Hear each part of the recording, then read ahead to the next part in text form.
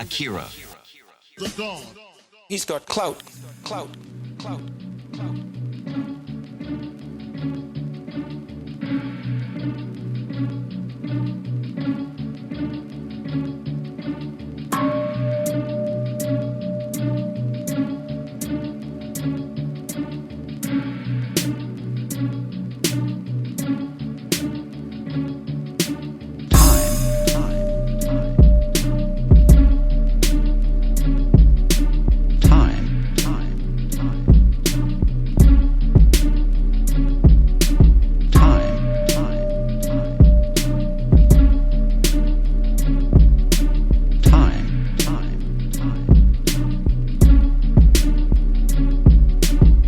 Is a very difficult thing to pin down.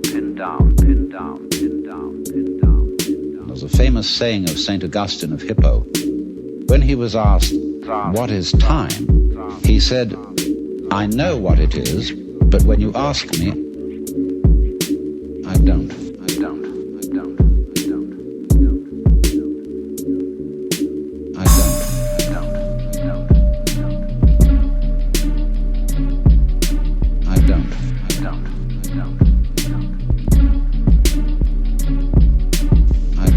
Yet it seems absolutely fundamental to our life. Time is money, we say. I don't have enough time. Time flies. Time drags. And I think we should go into the question of what this is, because in our ordinary common sense, we think of time as a one-way motion from the past, through the present, and on into the future.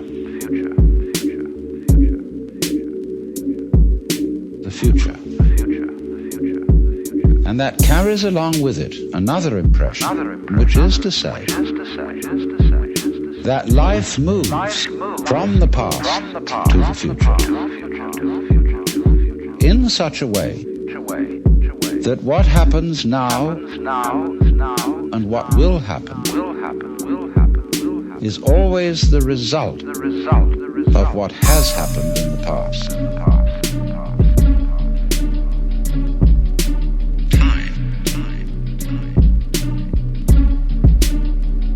In other words, we seem to be driven along.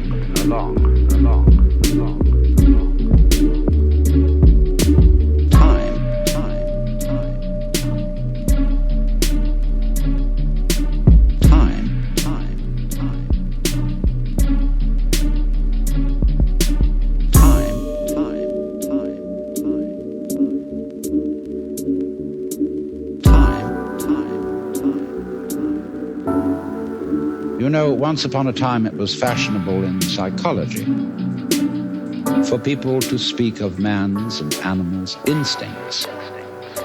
That we have, for example, an instinct for survival, an instinct to make love,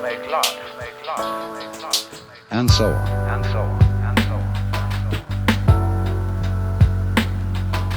And so on. But nowadays that word has become unfashionable, and psychologists tend instead to use the word drive, and to speak of the need for food. There's a drive. The need for survival or for sex as drives.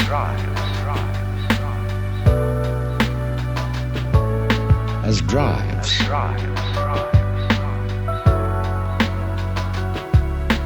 And that's a very significant word because it's brought out, isn't it? By people who feel driven. By people who feel driven. By people who feel driven. By people who feel driven.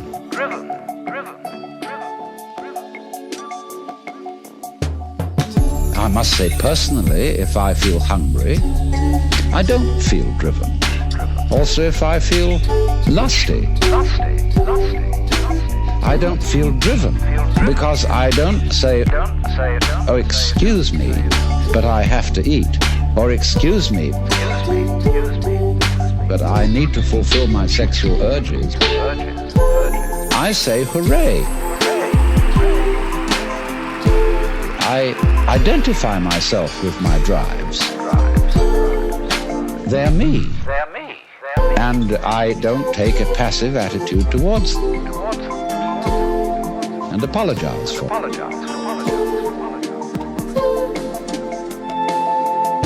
The whole idea of our being driven is connected with the idea of causality, of life moving under the power of the past, under the power of the past. And that is so ingrained in our common sense that it's very difficult to get rid of it. Because I want to turn the thing round completely the other way and say the past is the result of the present. The past is the result of the present. The past is the result of the present. The past is the result of the present. The past is the result of the present. The past is the result of the present.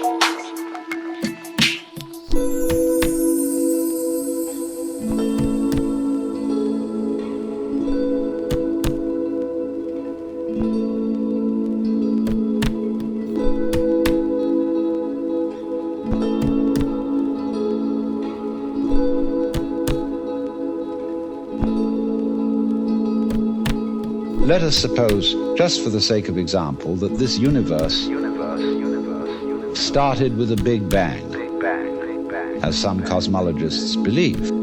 Now, when that bang happened, it was the present, wasn't it? The universe began in what we will call a noumen.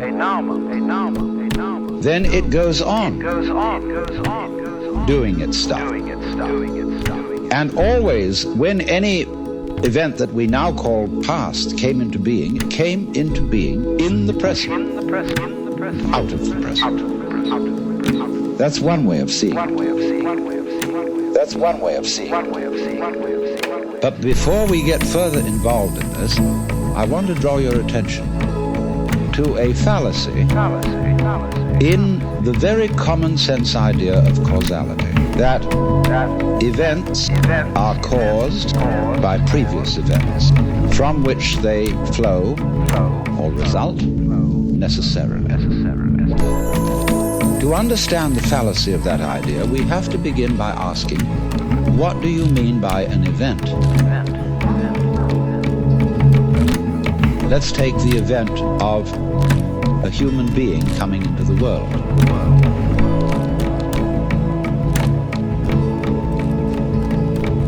Now, when does that event begin? Does it occur at the moment of parturition, when the baby actually comes out of its mother? Or does the baby begin at the moment of conception? Or does the baby begin when it was an evil gleam in its father's eye? Or does a baby begin, the spermatozoa are generated in the father or the ovum in the mother? Or could you say a baby begins when its father is born or when its mother is born? All these things can be thought of as beginnings. But we decide, for purposes of legal registration, that a life begins at the moment of parturition. And that is a purely arbitrary decision. And it has validity only because we all agree about it. Let me show you the same phenomenon in the dimension of space instead of the dimension of time. Let's ask, how big is the sun? Are we going to define the sun as limited by the extent of its fire? That's one possible definition. But we could equally well define the sphere of the sun by the extent of its heat. We could also define the sphere of the sun by the extent of its light. Extent of its light. And each of these would be reasonable choices, except that it's rather difficult to keep track of the extent of its light, because we're inside it. And therefore we have arbitrarily agreed to define the sun by the limit of its visible fire. But you will see by these analogies that how big a thing is, or how long an event is simply a matter of definition.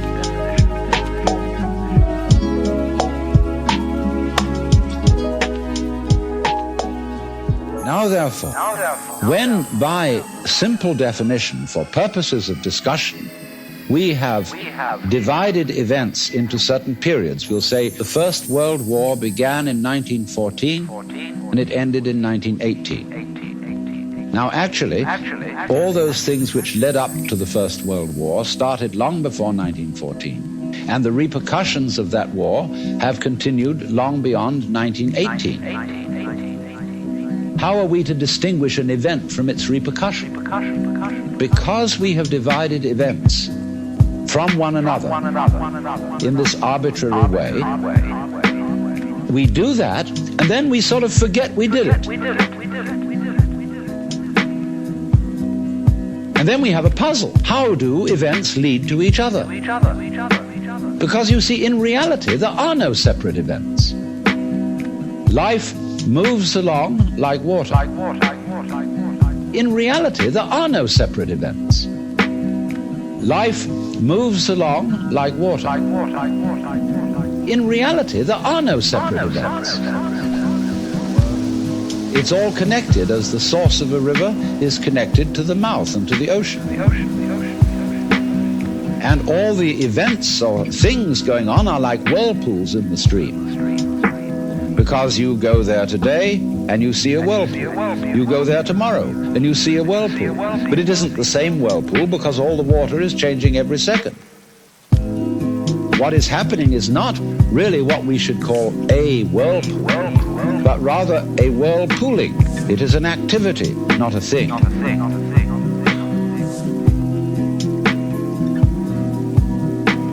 It is an activity, not a thing.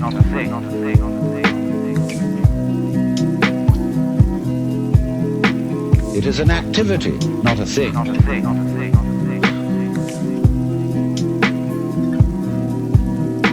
It is an activity, not a thing. And indeed, every so-called thing can be called an event.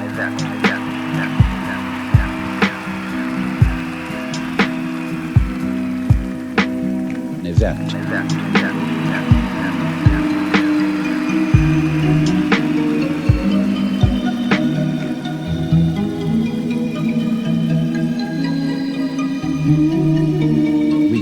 Say a house, housing. We call a mat, matting. And we could equally call a cat, a catting. House, housing, mat, matting. Cat, catting. Cat, catting. So we could say the catting sat on the matting. And we would thereby have a world in which there were no things but only events.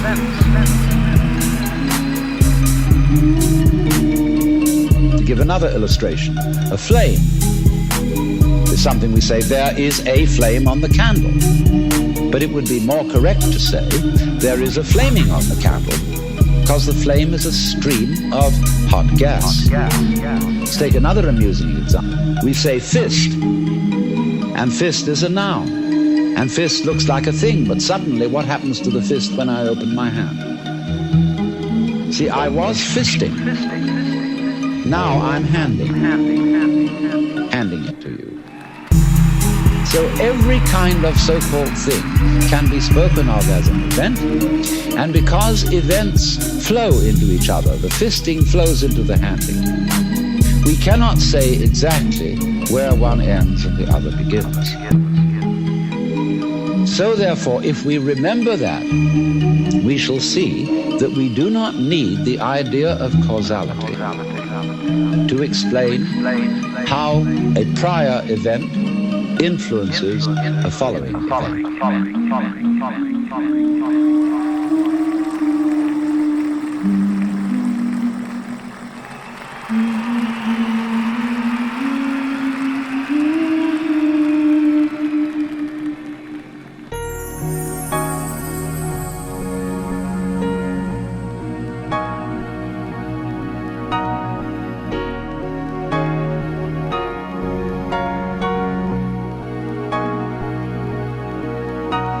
Supposing I'm looking through a narrow slit in a fence,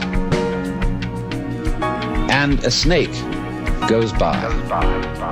I've never seen a snake before, and this is mysterious. And I see through the slit in the fence, first the snake's head, then I see a long, trailing body, and then finally the tail. I said, well, that was interesting. Then the snake turns round and goes back. And again, I see first the head, and then after an interval, the tail. Now, if I call the head one event and the tail another, it will seem to me that the event head is the cause of the event tail. The tail is the effect. But if I look at the whole snake, I will see a head-tailed snake. And it would be simply absurd to say that the head of the snake is the cause of the tail. As if the snake came into being, first the head and then the tail. The snake comes into being out of its egg as a head-tailed snake.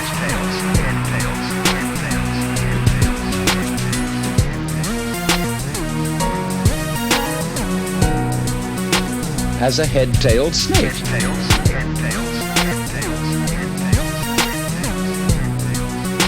As a head-tailed snake. So in exactly the same way, all events are really one event. We're looking, when we talk about different events, we're looking at different sections or parts of one continuous happening.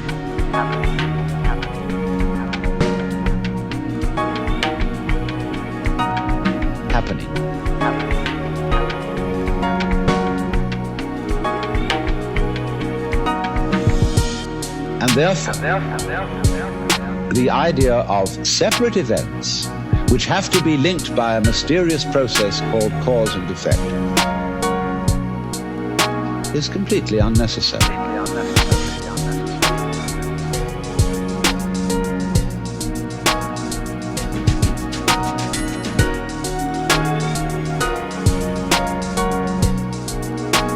Completely unnecessary.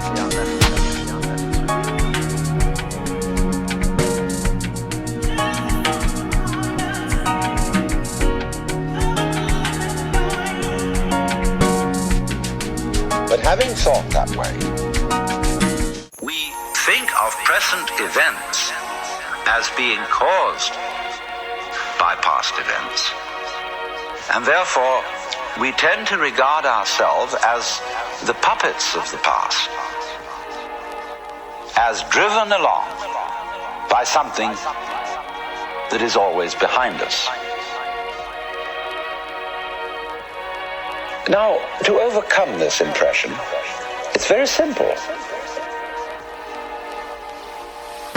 You begin again with an experiment.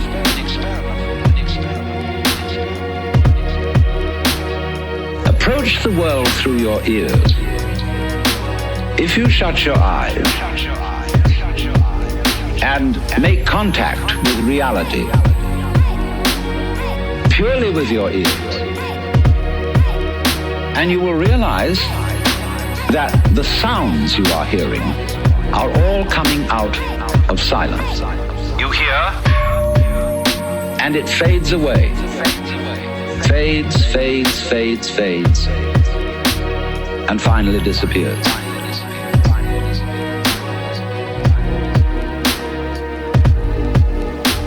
It's a curious world, this, isn't it? Because you hear all the realities in it. The sounds, suddenly coming out of nothing.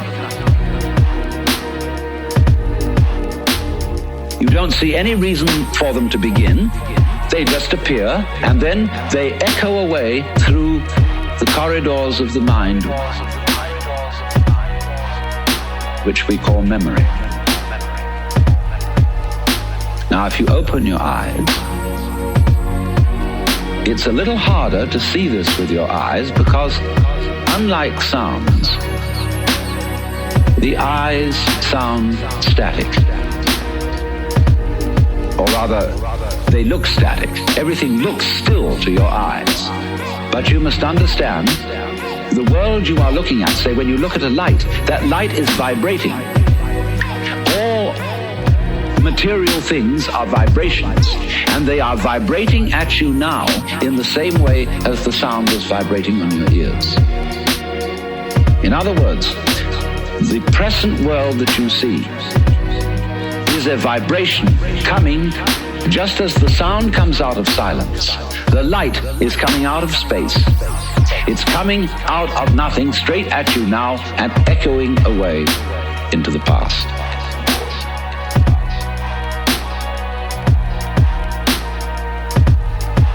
So the course of time is really very much like the course of a ship in the ocean.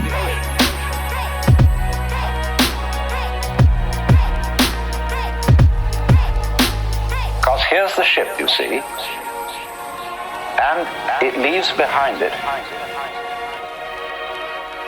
a wake.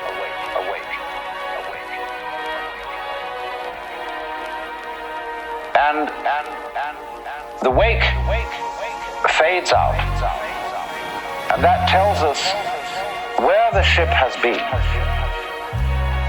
in just the same way as the past and our memory of the past tells us what we have done. But as we go back into the past, and we go back and back to prehistory, and we use all kinds of instruments and scientific methods for detecting what happened, we eventually reach a point where all record of the past fades away in just the same way as the wake of the ship. Now, the important thing to remember in this illustration is that the wake doesn't drive the ship any more than the tail wags the dog.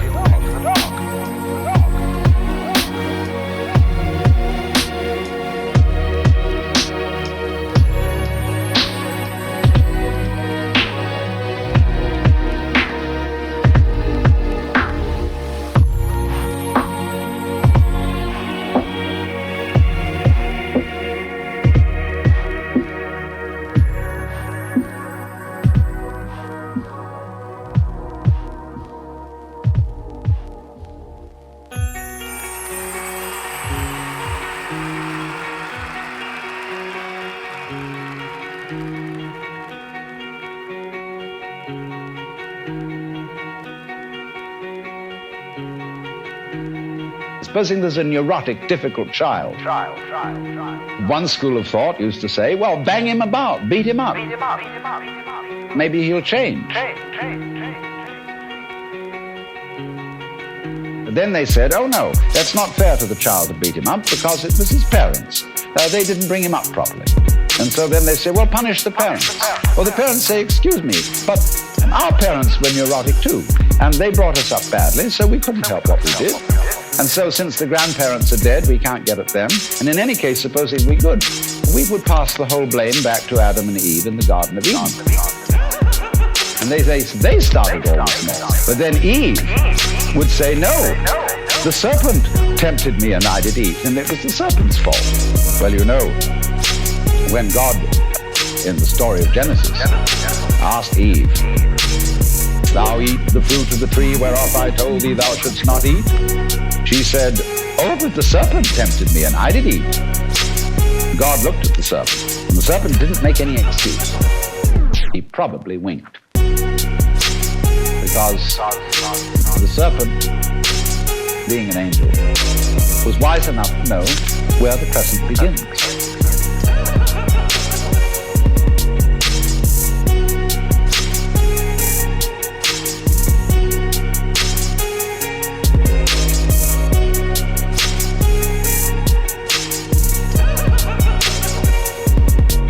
So you see, if you insist on being moved, being determined by the past, that's your game.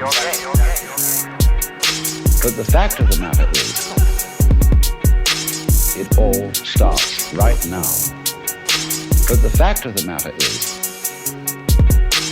it all starts right now. But the fact of the matter is, it all starts right now. But the fact of the matter is, it all starts right now. Right now, right now, right now.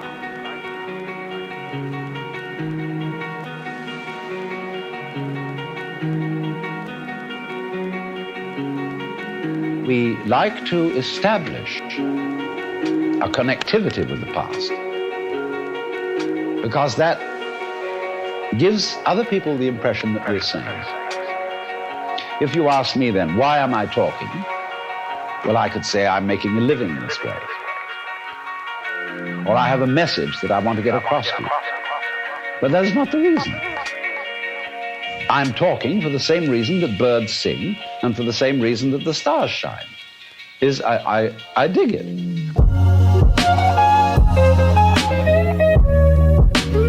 I dig it.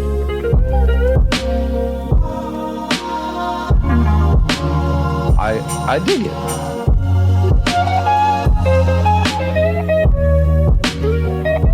I dig it.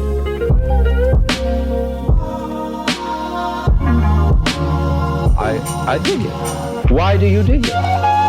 Well, I could go on answering all sorts of questions about human motivation and psychology, but they wouldn't explain a thing, because explaining things by the past is really a refusal to explain them at all. All you're doing is postponing the explanation. You're putting it back and back and back and back, and that explains nothing. What does explain things is the present. Is the present. Is the present. Why do you do it now? Do it now. Do it now. Do it now. Do it now. This is a slight cheat, because that doesn't explain it either. Because what happens now, just as the sound comes out of silence, all this comes out of nowhere. All life suddenly emerges out of space. Bang, right now. Bang, right now. And to ask again, why does it happen, is an unprofitable question. Because the interesting thing is not why, but what. What happens? Not why does it happen. I can say, well, I am doing this now because I did that then. I did that then. And so I am producing for you a continuous line of thought. But actually I'm doing it backwards. I'm doing it always from now and connecting up what I do now with what I did so that you can see a consistent story. If I define myself as the whole field of events, we'll say the organism-environment field, which is the real me. Which is the real me. Then all the things that happen to me may be called my doing. And that is the real sense of karma.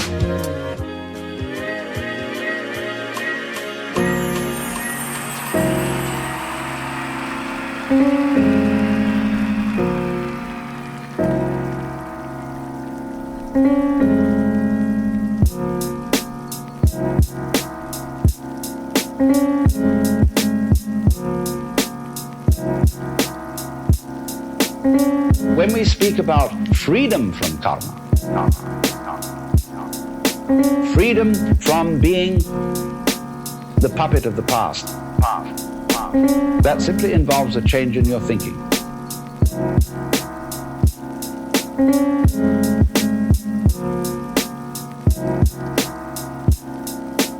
It involves, in other words, you're getting rid of the habit of thought whereby you define yourself as the result of what has gone before. Of what has gone before. And instead get into the more plausible and more reasonable habit of thought, in terms of which you don't define yourself in terms of what you've done before, but in terms of what you're doing now.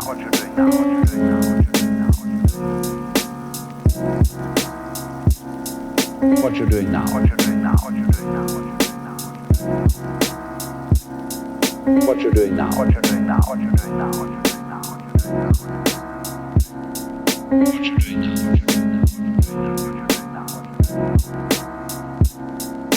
And that is liberation from the ridiculous situation of being a dog wagged by its tail. Time. Time.